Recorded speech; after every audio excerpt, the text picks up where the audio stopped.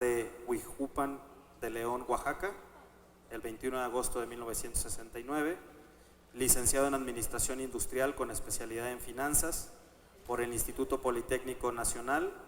En 1996 viajó a Madrid, España, donde cursó el Seminario Internacional de Instituciones y Técnicas Tributarias en Latinoamérica en el Instituto de Estudios Fiscales, y desde diciembre del 2012 es jefe del Servicio de Administración Tributaria. Anteriormente, entre 2006 y 2012, ocupó los cargos de subsecretario de Ingresos y el director general de Recaudación en la Secretaría de Finanzas del Gobierno del Estado de México. Su experiencia suma ya más de 20 años en áreas financieras, fiscales y administrativas, principalmente en el sector público. Lo digo yo a título personal y un promotor de la tecnología.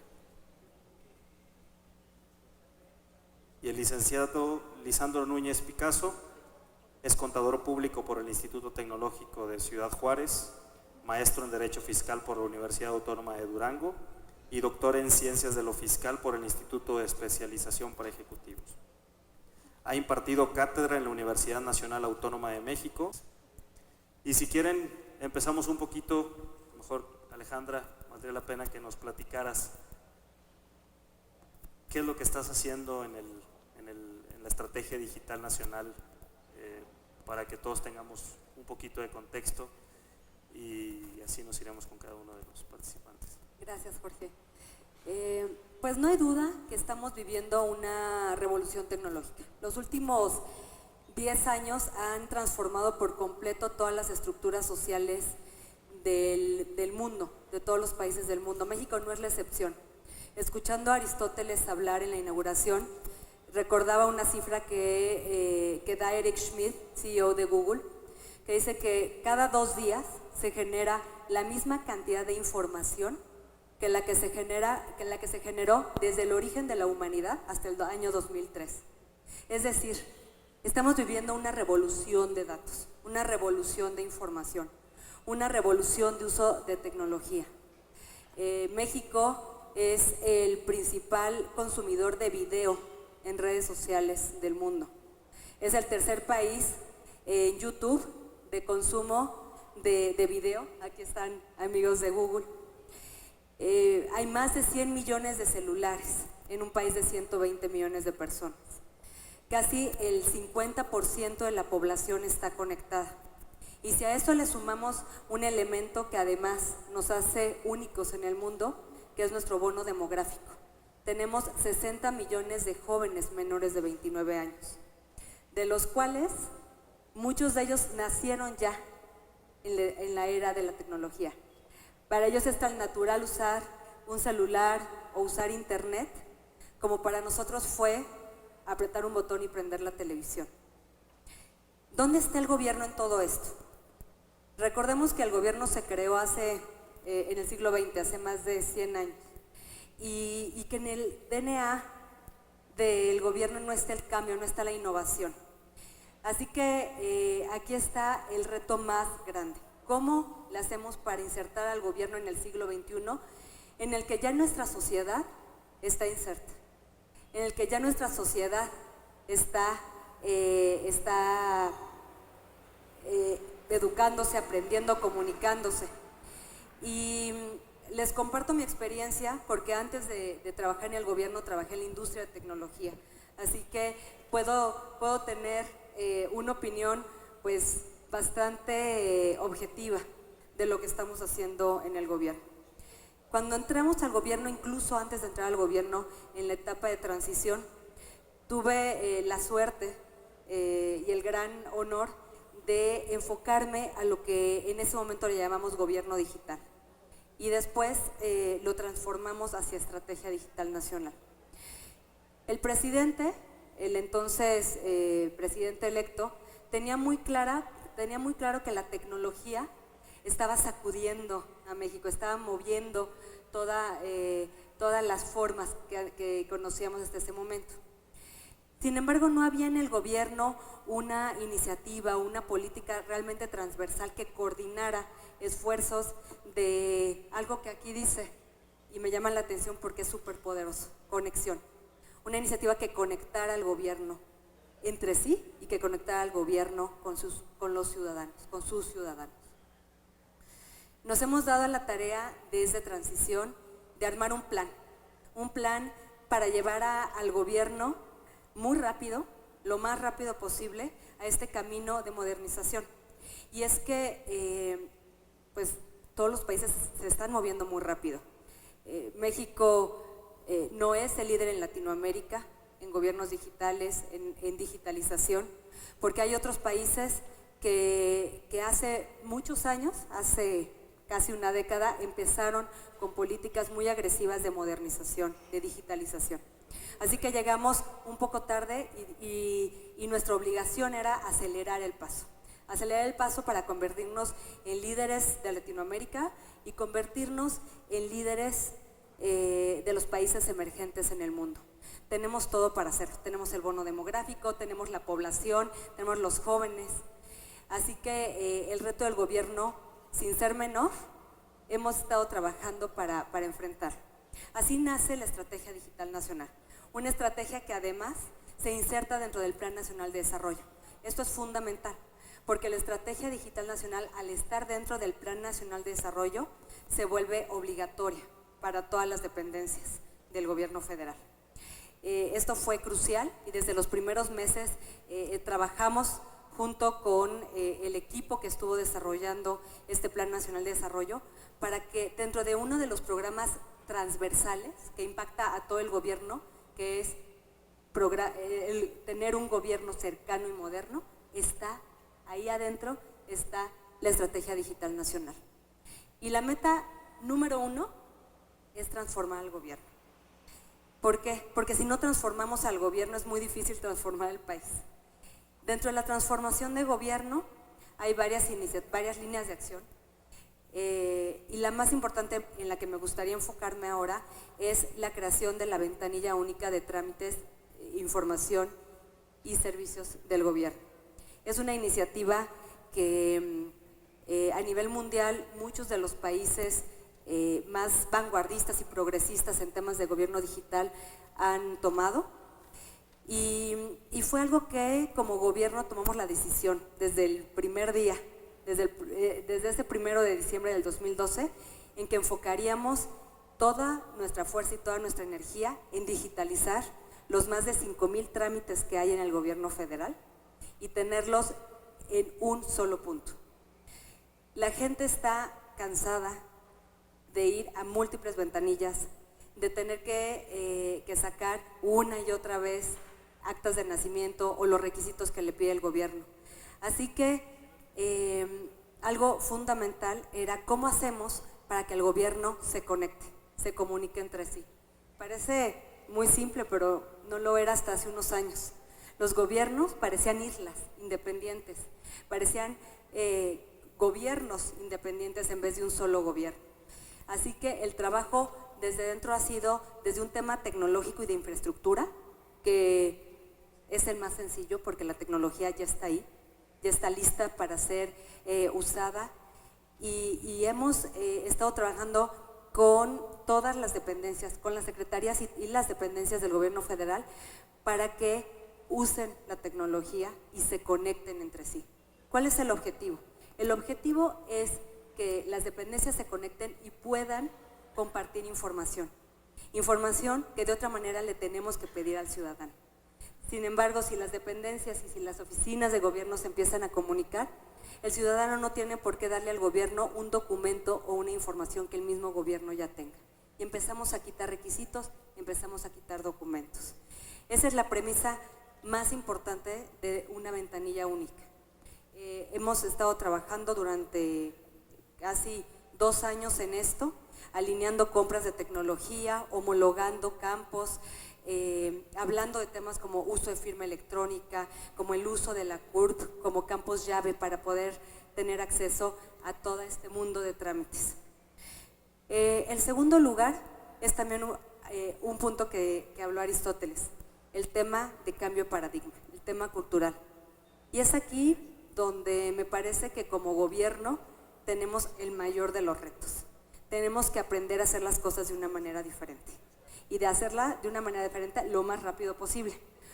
Así que hemos hecho los cambios normativos, cambios a las regulaciones, incluso hemos lanzado decretos presidenciales para acelerar esto.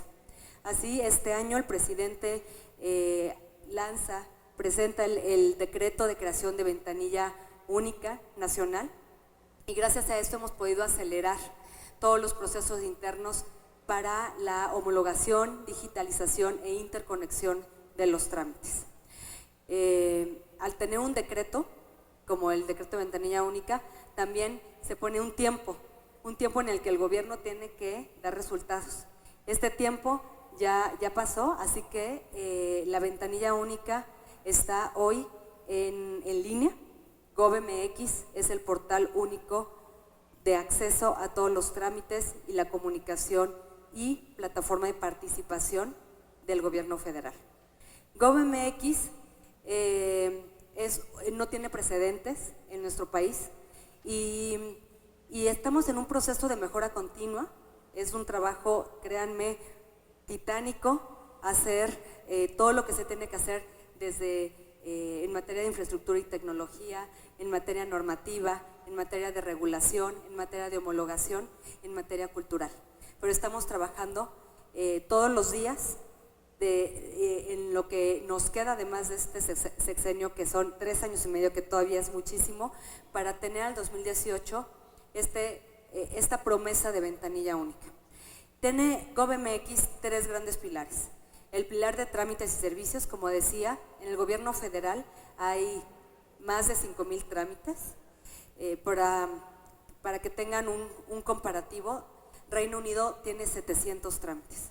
O sea que todavía nos queda mucho camino en tema de simplificación. Estamos trabajando muy de la mano con COFEMER para que cada vez esos trámites sean menos y los requisitos de esos trámites también sean mucho menores. GovMX tiene también un segundo pilar, que es que el ciudadano encuentre toda la información, todo lo que le interese saber del gobierno. Así nos hemos dado a la tarea de más de 4,000 portales de gobierno, llevarlos a uno solo, que en un solo sitio esté toda la información que ustedes necesiten.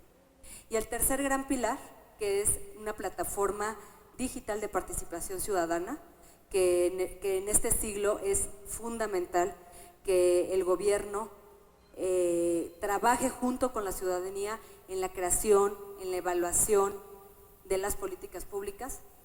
Tenemos esta plataforma de participación en la que todas las dependencias están poniendo desde políticas públicas, encuestas, normatividades, atención ciudadana, y así el ciudadano o iniciativa privada o academia, sociedad civil, puede entrar a esta plataforma a opinar. Hemos tenido ya casos de éxito, una política pública la hicimos de manera colaborativa con la sociedad, la política pública de datos abiertos, que mandata que el gobierno tiene que abrir todas sus bases de datos, evidentemente no las de seguridad nacional, pero todas las bases de datos tienen que estar en formatos útiles y reutilizables. Y esta política pública se hizo de manera colaborativa con la gente, con la sociedad. Es una política pública que ya está en marcha y que ha puesto en tan solo unos meses a México en el lugar número 10 de los países de la OCDE, por encima de países como Japón, en una medición que mide a los países, a los gobiernos más abiertos. GovMX así será un parteaguas en el gobierno digital de nuestro país. La promesa es que el ciudadano, desde cualquier parte del mundo, a través de cualquier dispositivo móvil, pueda tener acceso a su gobierno, pueda hacer un trámite, pueda conocer cualquier información de su gobierno y pueda incluso opinar y participar. Esta es la gran promesa del gobierno digital. Hoy es una realidad, estamos en un proceso de mejora continua y esta mejora continua hará que cada vez los trámites sean menos, que cada vez los requisitos que pedimos al ciudadano sean mucho menos o casi ninguno, y que el gobierno se vuelva más transparente, más eficiente y siempre pensando en la sociedad. Muchísimas gracias. Esto es la punta del iceberg de lo que veremos en los próximos años, porque todo camina hacia allá, no hay marcha atrás. y el gobierno ya ha dado pasos sólidos, firmes hacia un gobierno más abierto, más transparente, mucho más horizontal, al que solo le interesa ser mucho más eficiente para su ciudadanía. Muchísimas gracias. Muchas gracias, Alejandra. Y Jimena, creo que con toda esta visión que tiene el gobierno federal de compartir información, que todo fluya de una manera mucho más sencilla de cara al ciudadano, ¿cómo se ha preparado el INAI para este tema? ¿Cómo la tecnología está siendo parte importante del INAI para poder reforzar esta visión del gobierno federal? Mira, muchísimas gracias por tu pregunta. Muy buenos días. Tengan toda la generosa invitación de Aristóteles. Muchas gracias, Jorge. Es un honor estar, por supuesto, Alejandra, amiga, y Lisandro. Es un verdadero honor estar en este panel, sobre todo tratando un tema de cómo estar interconectados, cómo es ser eficientes como autoridad, cómo brindar un servicio público mucho mejor, con mejores resultados, cómo acercar más a la gente del gobierno, al gobierno y a las acciones públicas, y eso me parece que es un reto compartido. Efectivamente coincidimos con lo ya mencionado con Aristóteles, que a su vez refirió al doctor Luis Videgaray, que estamos enfrentando un verdadero cambio de paradigma y en efecto ese paradigma no tiene una vuelta atrás. Muchos de ustedes a la institución que me honro en presidir, al INAI, lo identificarán como IFAI, y pues cuando la gente dice INAI, muy pocos como que la cara de un poco de extrañeza. Esa F de Instituto Federal a N, Instituto Nacional, no es menor. Permítanme comentarles un poco cómo está la situación ahora en materia de acceso a la información y un poco en materia de datos personales, para ver qué es lo que estamos haciendo efectivamente en torno a esta estrategia digital, cómo estamos colaborando también como parte del Secretariado Técnico Tripartita en la Alianza para el Gobierno Abierto, cómo estamos llevando estos ejercicios de gobierno abierto a las entidades estatales para llegar y llevar a la transparencia y el acceso a la información a cada rincón del país. Solamente para compartirles algunas cifras, del 2003 a la fecha se han registrado más de 1.256.000 solicitudes de información solamente en la Administración Pública Federal. De esos, en 2014 han sido más de 114.000 solicitudes de información. En el 2015 ya llevamos casi 80.000, y de estas solicitudes el 97.7% ha sido por internet. ¿Qué tenemos aquí? Pues un panorama que la gente pregunta y se acerca a la información del gobierno a través de internet, y el resto es mediante un llenado de una solicitud directamente en la dependencia. Pero fíjense ustedes, de toda esta información, bueno, pues casi la mitad solamente las solicitudes están registradas en el DF. Quiere decir que hay una pues mayor inquietud por personas del DF por conocer esta información. Pero si nos vamos, y las cifras aún son más reveladoras, si nos vamos a las consultas de portal de obligaciones de transparencia, lo que aquí en México conocemos como el POT. Desde 2007 a 2015 han sido más de 171 millones de consultas.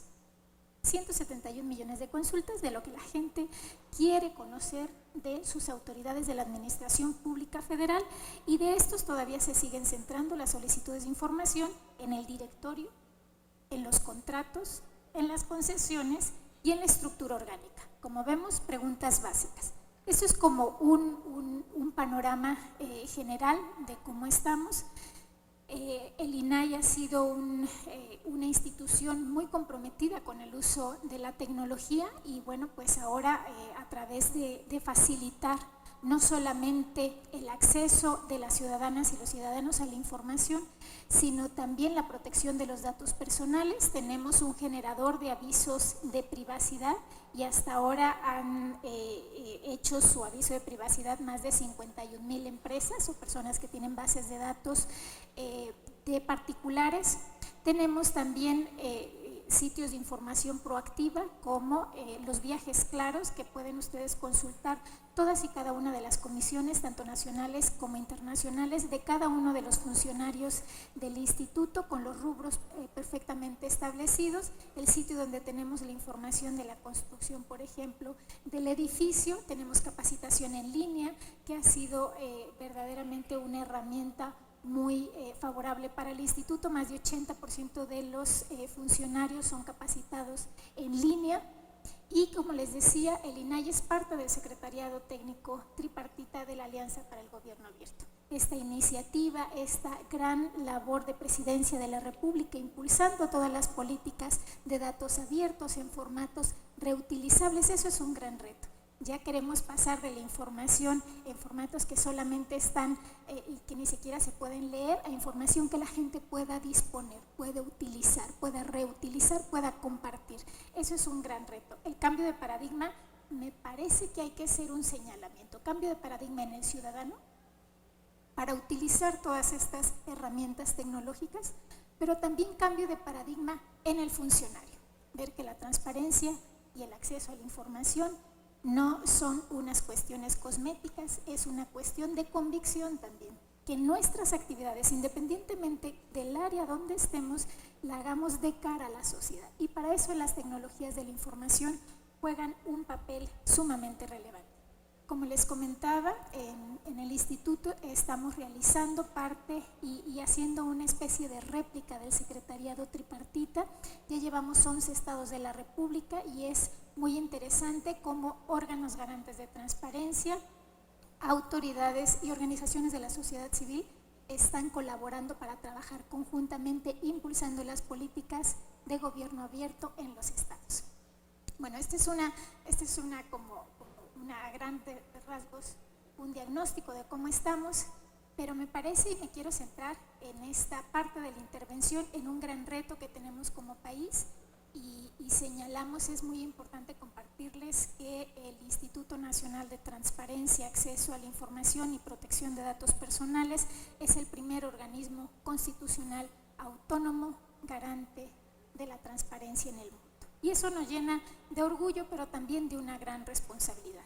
Tenemos una reforma que, como ustedes saben, de febrero de 2014 y una nueva ley general en materia de transparencia.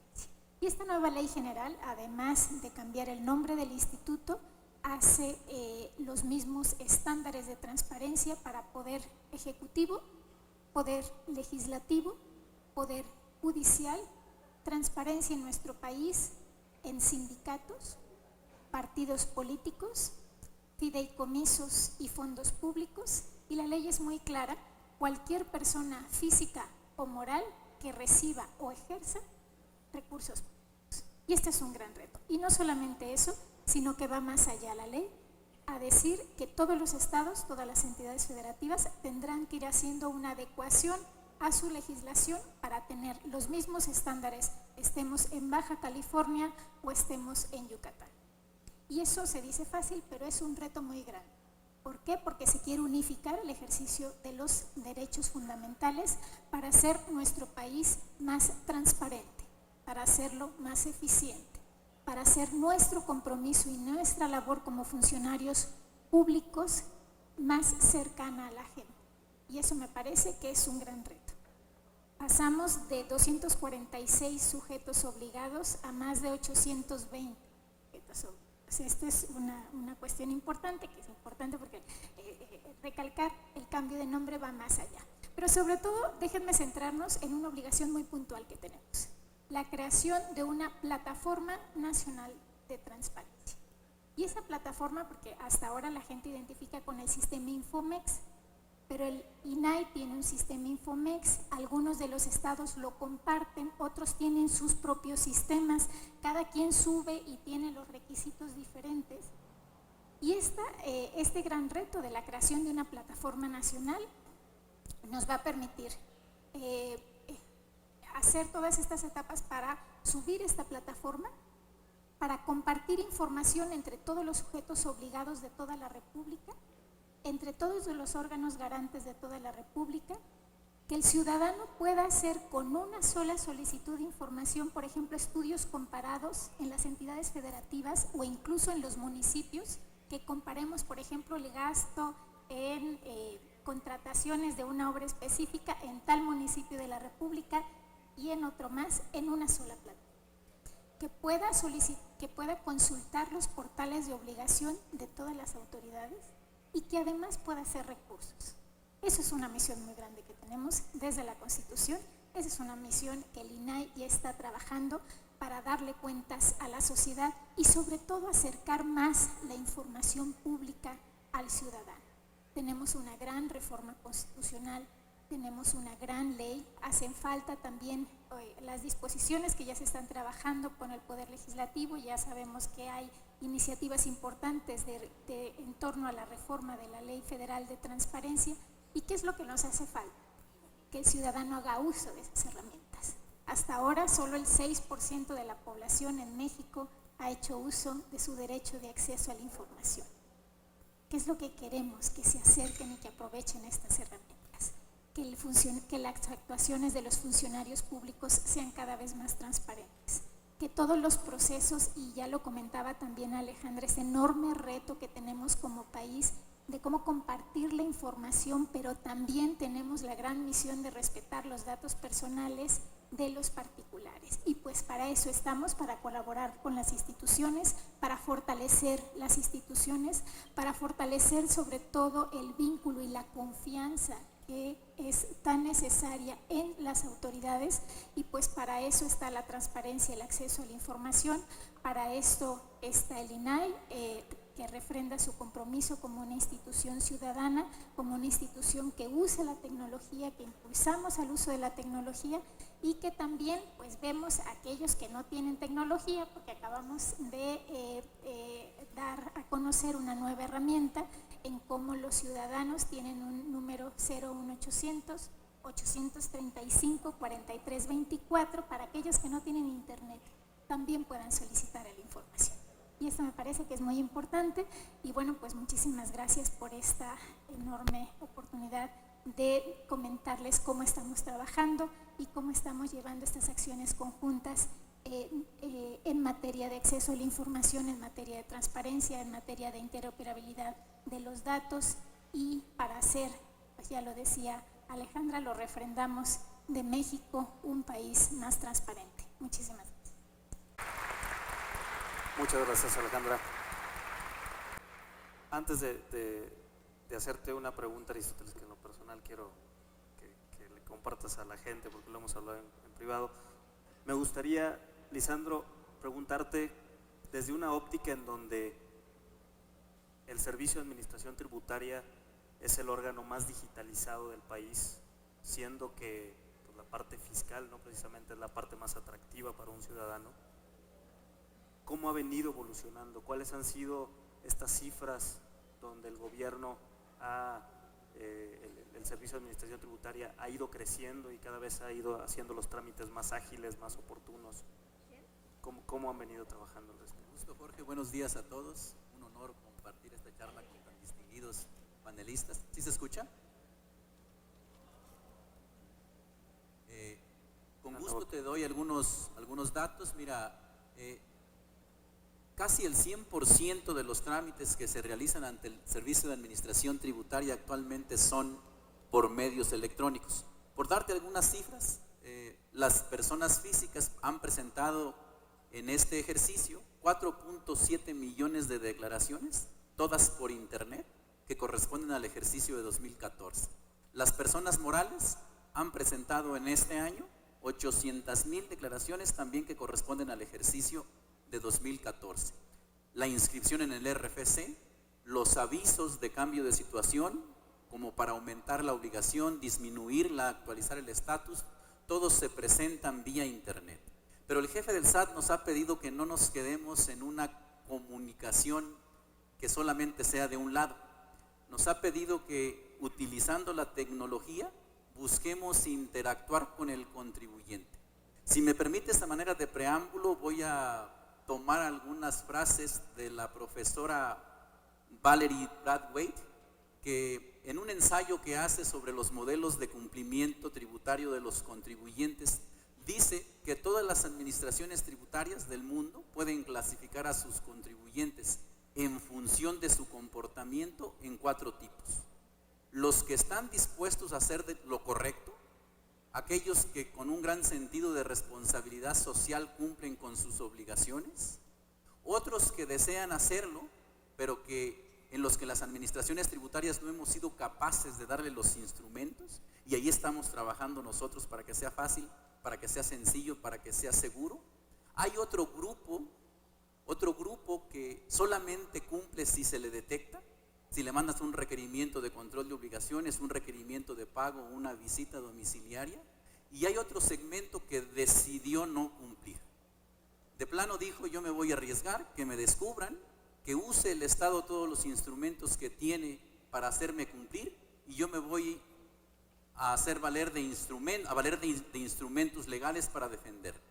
La tecnología y la información que actualmente tenemos, hemos recibido a julio más de 3.500 millones de facturas electrónicas, permite que el Servicio de Administración Tributaria pueda hacer una clasificación de estos contribuyentes.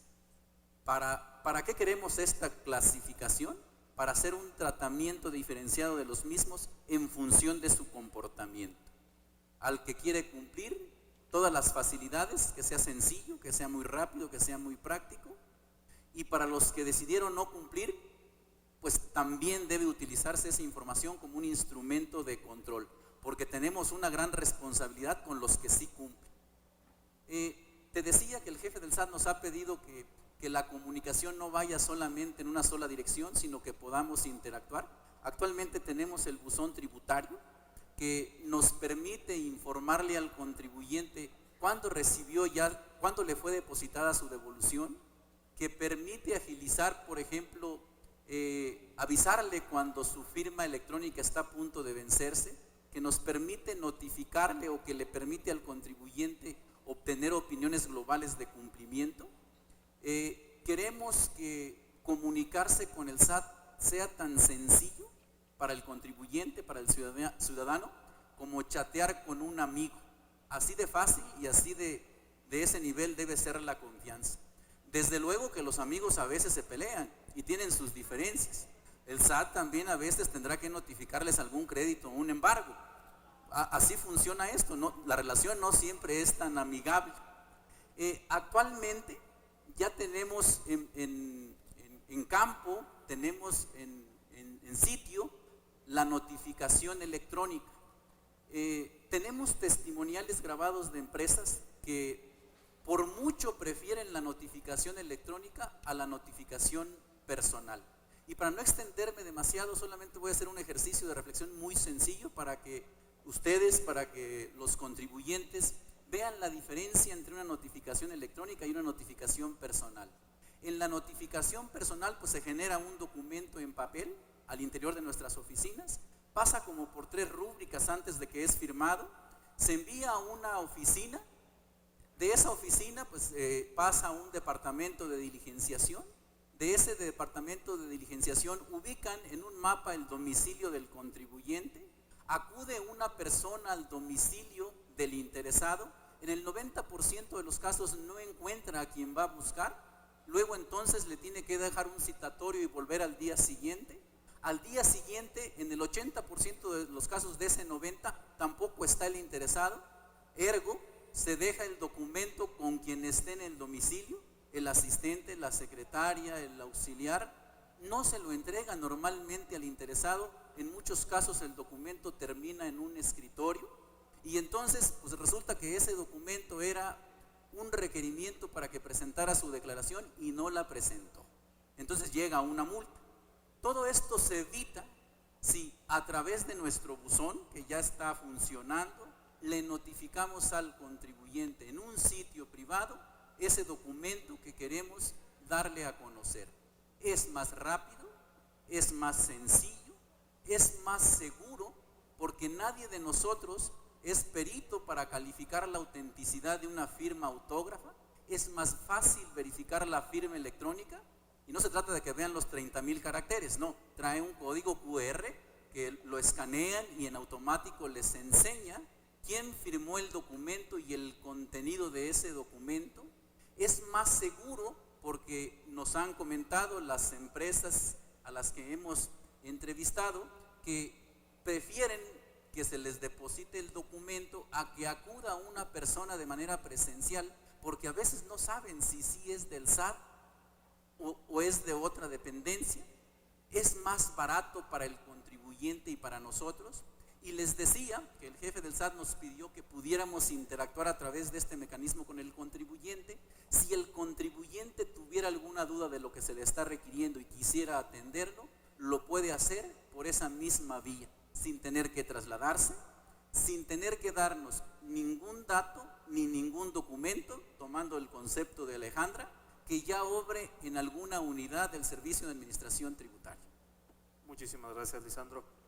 Aristóteles, ¿qué sigue para el Servicio de Administración Tributaria? ¿Cuál es la visión después de toda esta simplificación en los trámites, en apoyo y en virtud de los contribuyentes, pero hacia dónde va el Servicio de Administración Tributaria? Gracias, Jorge. Quiero agradecer la oportunidad que me dan de estar con dos distinguidas y hermosas damas en el panel. La verdad es que incluso creo que es interdisciplinario el de que podamos tener a quien es responsable de resguardar los datos y la protección de datos personales, pero también de promover la transparencia en nuestro país. Jimena, gracias por esta oportunidad. Alejandra, que es una gran aliada y que yo encantado de trabajar en una gran iniciativa de la Estrategia Digital Nacional, y que soy un ferviente admirador tuyo por este impulso que tú le das. A mis compañeros del Servicio de Administración Tributaria, Jorge, quien representa hoy en este foro, en este panel, a la industria de la tecnología de la información. Miren, ese viacrucis que señaló Lisandro para notificar un crédito o un requerimiento de una declaración sucede igual para una devolución de impuestos. Entonces es mejor que los localicemos vía electrónica y les devolvamos sus impuestos, como este año lo hicimos. Le devolvimos a poco más de 1.700.000 contribuyentes casi 13.000 millones de pesos en un promedio de 7 días.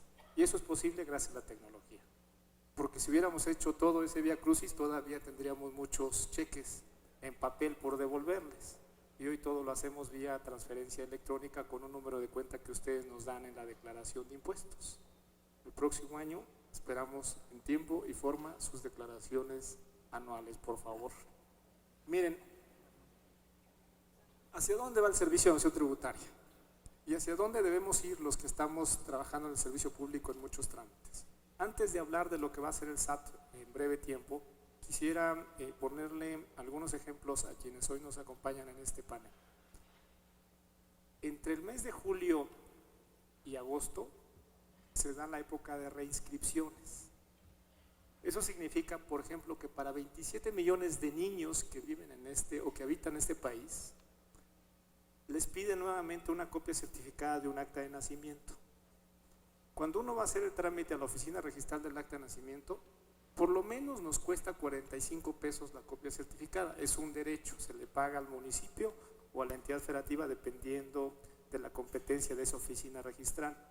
Cuando vamos por la copia certificada tenemos desplazamiento, presencia, tenemos fila y todavía tenemos que a veces aguantar el bueno o mal ánimo que tiene el servidor público para hacer su acta, la copia certificada del acta de nacimiento. Y regularmente pedimos 2 o 3 copias certificadas, y esto sucede entre julio y agosto. Eso implica una derrama en la sociedad de alrededor de 4.000 millones de pesos. 4.000 millones de pesos que eroga el ciudadano con el ánimo de tener 3 o 4 actas de nacimiento certificadas, copias, para poder cumplir un trámite de reinscripción en la escuela, en 27 millones de niños. Cuando ese trámite, más allá de que ya debe ser digital y que no tenemos que asistir a una oficina registral, lo que debemos hacer es aprovechar el Registro Nacional de Población, la base de datos de RENAPO, y que la escuela, cuando yo quiera ir a inscribir a mi hijo o a mi hija, lo que haga la escuela es meterse a la página del RENAPO con la CURP de mi hija o de mi hijo, darse cuenta de que existe esa persona y que ahí está la prueba de existencia porque está la CURP. Y si está la CURP, ya no me tiene que pedir un acta de nacimiento. Incluso con la CURP puede generar la copia en el documento digital de esa acta de nacimiento, tomarla y ponerla en un archivo electrónico y no estarme haciendo gastar a mí 45 pesos por una copia certificada de un acta de nacimiento que me la entregan en papel y que a veces ese papel es papel seguridad, pero que a quien recibe ese documento no tiene la capacidad de identificar si ese papel es auténtico o no. Lo deseable es aprovechar la base de datos de RENAPO y evitarle una erogación a la ciudadanía, que en estos meses 4,000 millones de pesos en muchos de los padres de familia de esos 27 millones de niños harían la gran diferencia en la economía familiar. En otros países, este año, ya es posible ver el pasaporte móvil. ¿Eso qué significa? Que en lugar de llevar ese pasaporte, que también es un papel seguridad, en esta carpetita verde, azul de repente, o roja, dependiendo del país, hoy lo llevan en el celular y el pasaporte está aquí. Este aparatito va a dejar de ser un teléfono, de hecho dejó de ser un teléfono y va a ser un aparato móvil donde vamos a aportar nuestras tarjetas de crédito. Ya no van a ser plásticas entonces, va a ser un aparatito donde vamos a aportar nuestra licencia de conducir, la tarjeta de circulación del vehículo y todos los documentos personales que a veces una autoridad, por haber cometido una infracción de tránsito, nos pide para podernos multar, por ejemplo. Pues se va a tener aquí. Ese es el reto que podemos hacer. Ese es el gran reto, y dejar de usar tanto papel o tanta tarjeta plástica, porque todo es posible portarlo en un dispositivo móvil, que además nos permite hablar por teléfono.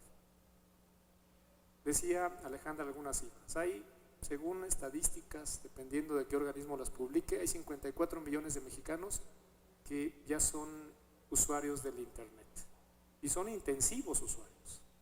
Es decir, en promedio al día pasan más de 6 horas navegando en el espacio del internet.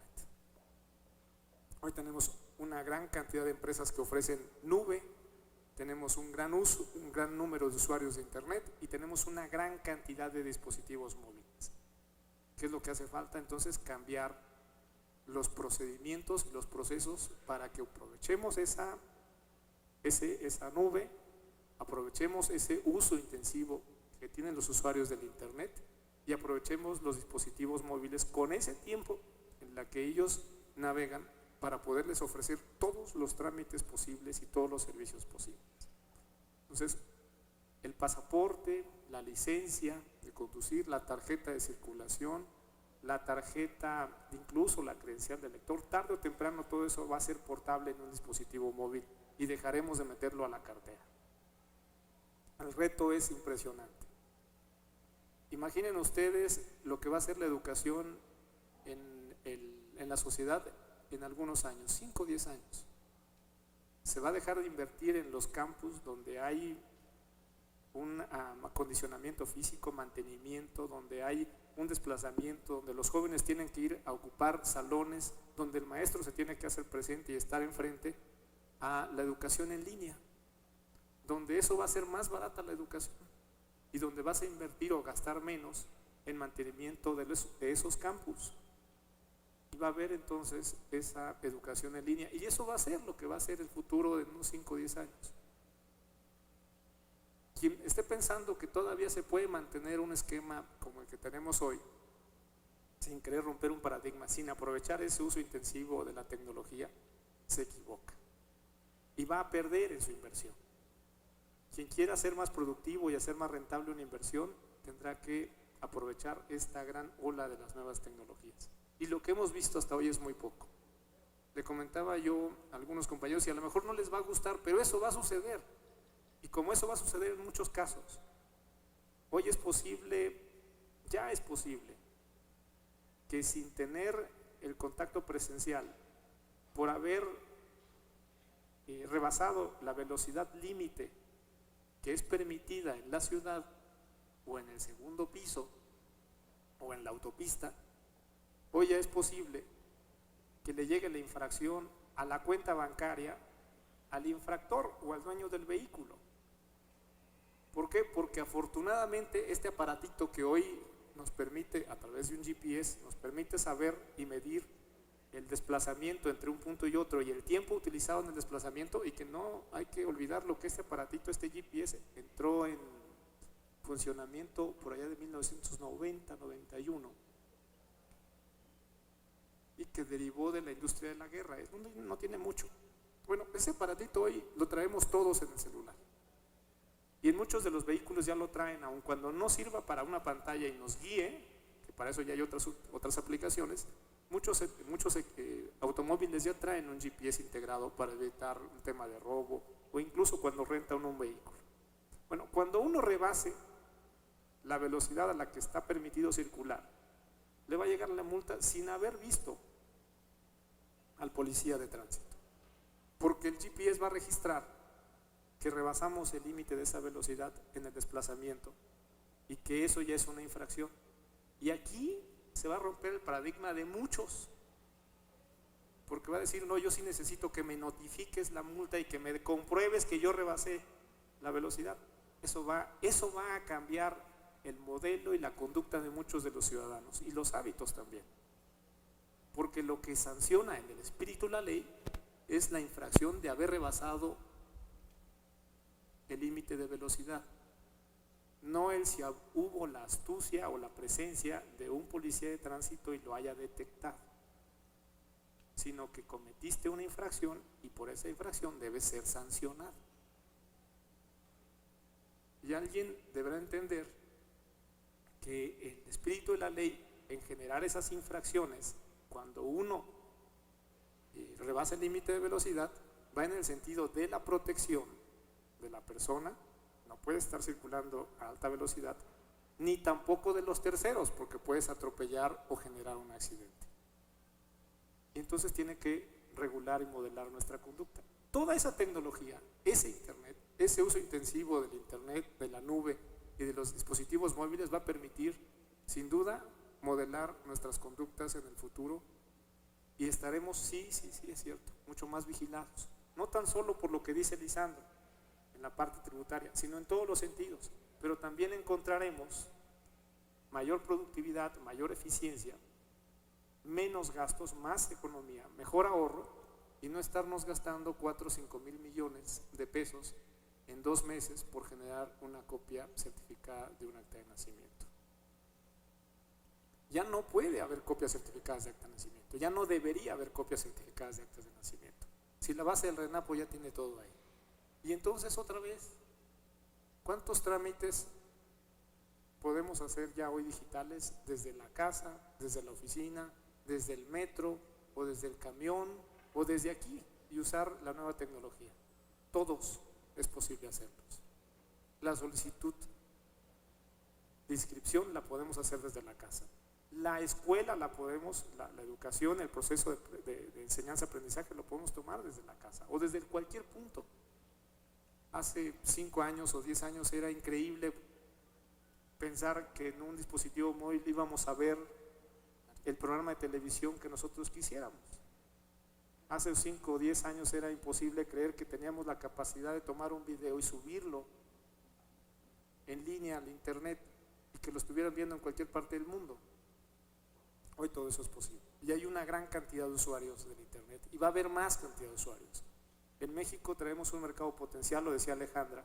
Si traemos 53, 54 millones de mexicanos que usan internet más de 6 horas al día en promedio, y el 80% lo usa desde el hogar y el 70% también lo usa desde la escuela, tenemos ahí 6 veces, casi 7 veces la población de Suiza, poco más de 2 veces la población de Chile. Ese es el mercado que se tiene en México potencial, para quien hoy representa los intereses de la nueva industria de las tecnologías de la información. Tiene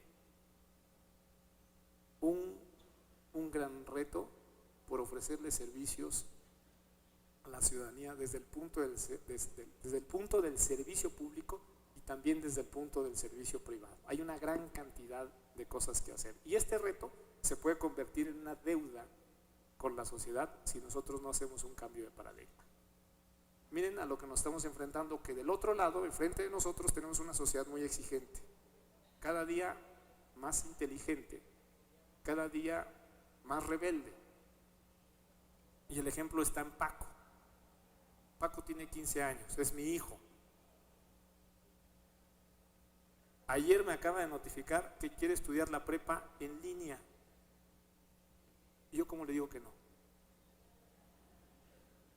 Unas 24 horas antes de entrar al foro de conexión, ¿cómo le digo que no puede estudiar la prepa en línea y que yo quiero que vaya al escolarizado y que entre a un salón de clases y que ahí aprenda? Él quiere estudiar en línea. ¿Qué le digo? Que sí. Ese es el futuro de la educación. Pero además encontró, yo creo que tiene otros motivos, pero encontró en esa opción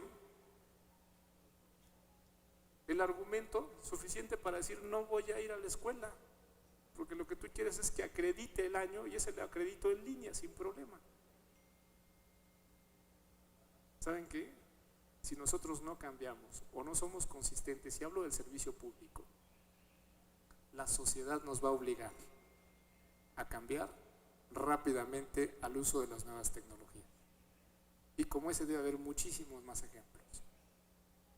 Yo creo que todavía ese tema de usar papel, y que algunos todavía hacen negocio del papel, seguridad, creyendo que eso es lo más seguro respecto de lo que hoy es la nueva tecnología, están equivocados. Tienen un gran reto, y si ese reto no lo enfrentan pronto con un cambio de paradigma, se va a convertir en una deuda que les va a generar un trabajo obsoleto para con la sociedad. ¿Qué sigue en el SAT? Miren, tratando de romper paradigmas en muchos compañeros del SAT, porque también hay resistencias. Nosotros recibimos más de 80 millones de declaraciones al año. Todas las recibimos, y para que las pueda enviar el contribuyente tiene que entrar a un solo portal, al del SAT. Tiene que usar una sola aplicación, la del SAT, que la desarrollan unos cuantos en el SAT, con la visión de esos cuantos en el SAT. ¿Es amigable la declaración? No, no es amigable. ¿Por qué no es amigable? Porque la siguen desarrollando los mismos de hace 20 años, en un solo portal. Y si esa aplicación, ahí se resumen más de 13 millones de contribuyentes, personas físicas con actividad empresarial, y más de 850,000 personas morales, sociedades mercantiles, los días 17, porque además se nos ocurrió hacerlo en un solo día, pues se saturan los sistemas. Pero además a todos los pasamos bajo el mismo estándar de la misma declaración. En breve, este año, ya existe el marco institucional que permita a los desarrolladores, terceros, iniciativa privada, generar aplicaciones para que el contribuyente elija en dónde quiere presentar su declaración y en qué portal quiere presentar su declaración. Y desde esos portales pueda enviar la declaración al SAT. Y ellos puedan desarrollar bajo un estándar tecnológico regulado y certificado por el SAT, en esa declaración, con quien ellos decidan, sin dejar de tener la herramienta gratuita que es el SAT hoy, y puedan decidir enviar su declaración. Y así serán todos los trámites del SAT. Que los terceros puedan desarrollar aplicaciones móviles, en dispositivos móviles, para quien quiera consultar su información de su buzón tributario, para quien quiera enviar una declaración o quien quiera hacer un pago. En medio, entre los funcionarios del Servicio de Administración Tributaria y el contribuyente, hay un tercero facilitador. Y ese tercero facilitador tiene mayor creatividad, tiene más ingenio, tiene más recursos, puede tener mayor innovación y puede hacer más amigables las aplicaciones. Vamos a pasar del SAT cerrado al SAT abierto. Vamos a pasar del SAT con una única aplicación al SAT que utiliza muchas aplicaciones reguladas por el propio SAT en el mercado.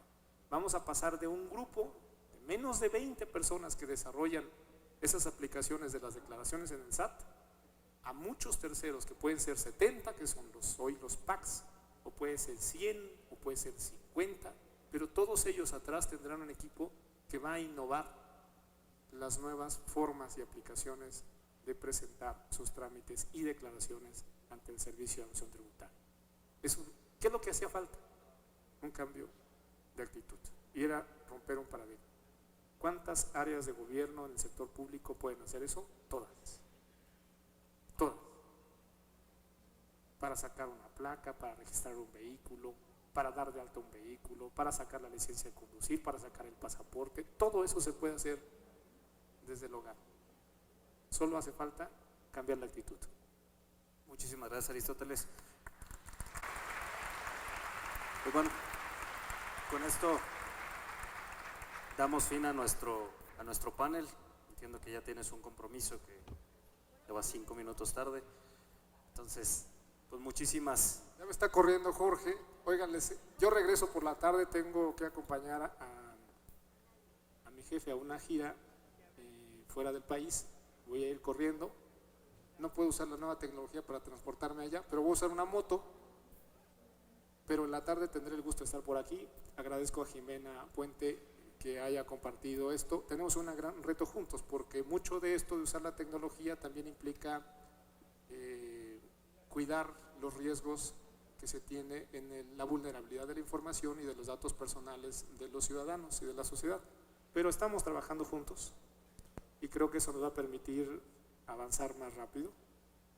Jorge, en ti veo a quien hoy está aquí sentado, que son también muchos proveedores de la industria o terceros de la industria de la tecnología, y que creo que tienen un gran reto junto con nosotros por hacer más fácil la vida de los ciudadanos, por cambiar los hábitos de los ciudadanos, pero sobre todo por aprovechar la nube, el internet y las tecnologías móviles. Que nosotros seamos los nuevos desarrolladores de esa industria, de una industria que hoy todavía no nace.